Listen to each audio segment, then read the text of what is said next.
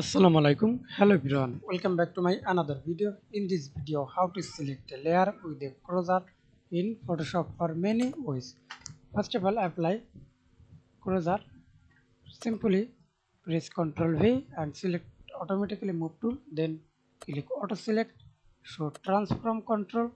And now see this, click for select layer with cursor. Another way to select without cursor, auto select, do not select. Okay, then see this layer, select layer or select multiple, select, hold control, select layer, hold shift,